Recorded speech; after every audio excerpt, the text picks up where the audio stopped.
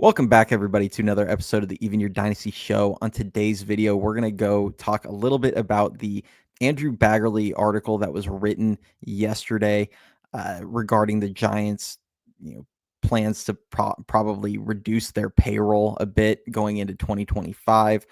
It is something that obviously got quite a reaction out of the Giants fan base. It's not really something that the fans are going to want to hear.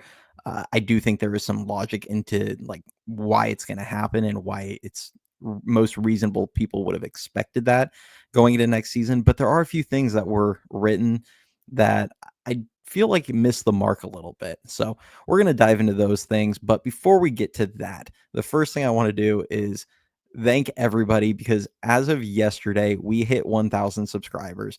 I had come out and said, hey, we're going to announce the items that we're going to give away for the giveaway when we hit 950, and then we're going to probably, do the giveaway we'll do that at 1,000. And I figured we had a few more weeks. Yeah, you guys got us to 1,000 yesterday while I was on live with Dan over at NorCal Sports Network. Ricky and I joined them over there, the live simulcast both on our channel and theirs. So if you didn't see that yet, go check it out there. We kind of touch on what I'm going to talk about today a little bit, but I wanted to go into a bit more details. But before I do any of that, thank everybody for that. We are going to do the giveaway on next Friday. We're going to do it on our live show we do next week. There's going to be a few different items. Now, I am going to release a poll both on my channel in the community, as well as I'm going to put it out on X. And let me know if you guys want us to do one giveaway for like 3 straight lives or all 3 on one live. But some things you're going to have to keep in mind. You are going to have to be subscribed to the channel, comment on the video, on the live stream. You're going to have to be in there during the live to be able to qualify for the giveaway. So just some things to keep in mind. It's going to be next Friday night. Will be at least the first one, if not all of them. So go make sure you set your calendars for that one so you can check it out. But kicking back over to the Andrew Baggarly article. So I think my first reaction was, of course, they're going to reduce payroll. This is not a team that, whether we feel they should be willing to or not, this is not a team and an ownership group that is ever going to probably be willing to go repeatedly over the luxury tax or competitive balance tax year in and year out. I always felt that last season going over it, that was going to be a 1-year thing, and they were going to try and get back under it this season. Now, it doesn't mean that, maybe every other year or every couple of years, they're not willing to go exceed the tax. Some of the comments that they've made in the past have, indicated that for the right player, they don't mind going over. And, the only guy that might qualify for that category this year is probably Juan Soto, which I wouldn't anticipate that happening anyway. So probably not going to do it. But that said, you look at their current standing in relationship to the competitive balance tax, and they're about $67 million under that. So to me, it's really going to come down to how close are you willing to go and how close are you willing to push up to that competitive balance tax? Because if you're willing to push right up to it, you've got plenty of money to spend. And frankly, even if they wanted to stay $10-15 million under the competitive balance tax, you still have a lot of players that are movable players on your roster where you can create room. You have a Mike Yastrzemski who's going to make probably close to $10 million. You have guys like Wilmer Flores making 3.5 or Tom Murphy making $4 million. Yes, you probably have to give back. You might be eating $1 million on those deals, but you could probably move them. If the example I used last night on the live show was, if you can trade Ross Stripling's $12.5 million and you only eat 3.5 of that, so you were able to offload $9 million of his contract last season, there's no reason you can't move Taylor Rogers in his $12 million this season, his expiring contract. And you may have to eat 3 or 4 million of that, but you can save some money there. There's guys like Lamont Wade Jr. who's going to make $4 to $5 million. Camilo Doval is going to make $4 or $5 million. Tyler Rogers is going to make $4 or $5 million. I think any of those 3 guys you could trade without eating any of their money. So there is so many ways that this team could create more room for themselves to add to this team. Now, it's going to be up to them to determine which guys they can move that they don't feel is subtracting from the team. But I think you can make a case for any of the arbitration guys and guys like Taylor Rogers. Certainly, they're going to have to add to the pen if they're going to do something like that. But there are a lot of young pitchers that they have in their system that have a lot of potential, especially in the pen. A few of them kind of panned out a bit last season in Eric Miller, Randy Rodriguez. They've got guys kind of on the way, guys like Juan Sanchez, a lefty in Sacramento, Trent Harris. I think he's going to move really fast. We saw Trevor McDonald right at the end of the year. He could be a really solid option in the pen. You've got guys like Landon Roop, Tristan Beck will be back next season. They have a lot of filler options to fill out the pen here. So I don't think you really blink your eyes at or worry about moving any of those guys. So there is a ton of ways that this team can still improve. Now, the thing that I feel like misses the mark in that article is when they start talking about the qualifying offer and the Giants possibly being unwilling because, sacrificing multiple draft picks 2 years in a row. Because for those of you that aren't aware, if you do sign a player that had got offered the qualifying offer, the Giants are going to lose 2 picks this year, and it's 2 instead of 1 like it would have been last season because they went over the competitive balance tax. So they would lose their 2nd and 5th round pick. So yeah, I think that matters when you're and you lose $1 million in international signing money, which when you're favored to sign one of the top guys in the 2026 class, and that's the one that would get impacted.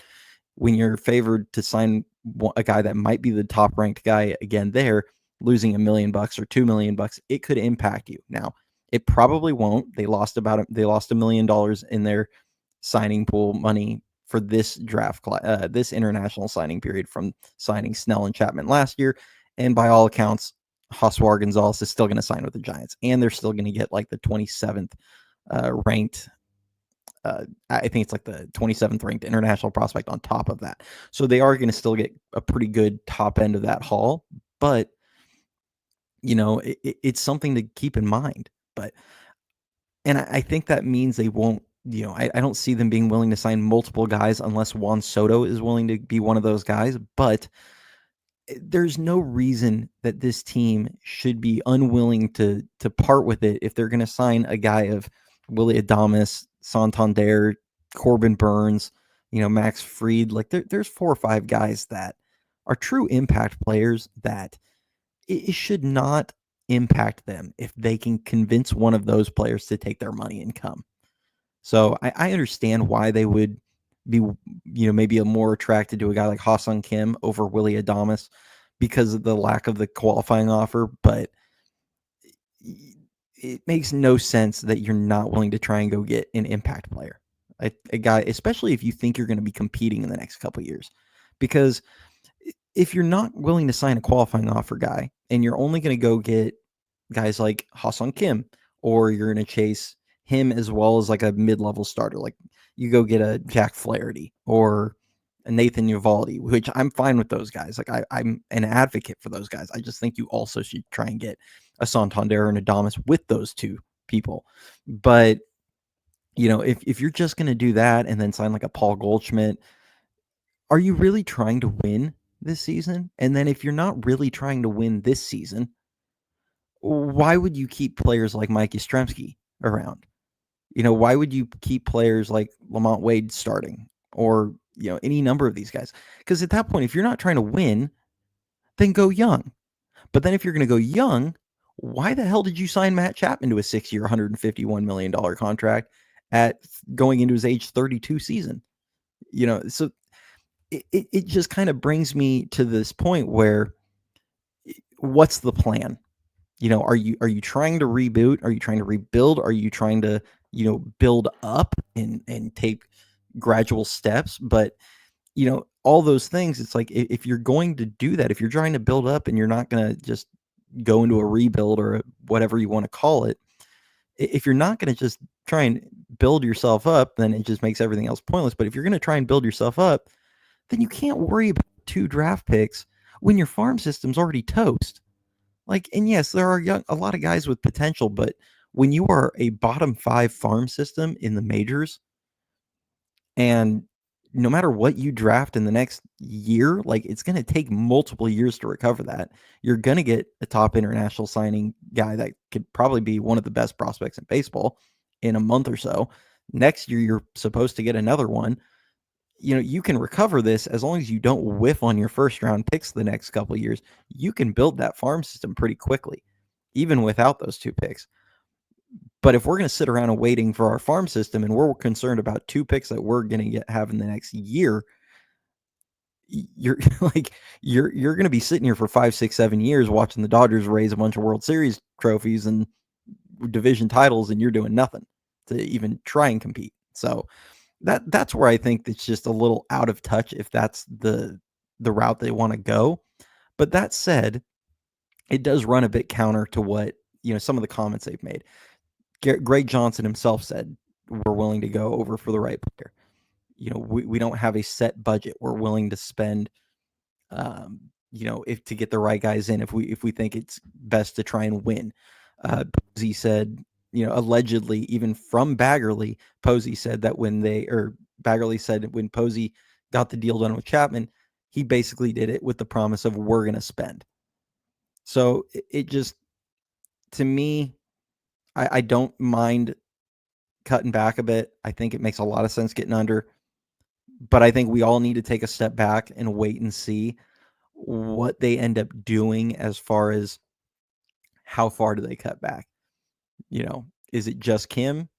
Is it Kim in a middle of rotation starter, or do they go get a guy like Willy Adames or Santander with those guys, or make a trade for a nice bat, or make some moves to try and be a mid to upper 80s win team while not sacrificing the long term and taking a few steps forward, knowing next season they're going to do this something similar where they try and make a couple more moves to get them up closer to 90, and hopefully like Bryce is here. But if they're going to try and build up, that's totally fine. You can take a step back in payroll, take a step forward on the field, hopefully, even if they're not a winner. I think we all should understand it's a multiple year process that they're dealing with. But we'll see where it goes from there. So I just wanted to expand kind of my thoughts on this whole thing. I felt like there were a lot of overreactions out there with it, but tell me what you guys think in the comments. I know it's not a popular thing, but as always, please like the video, subscribe to the channel. For those of you that aren't aware, I am on TikTok, X, Instagram.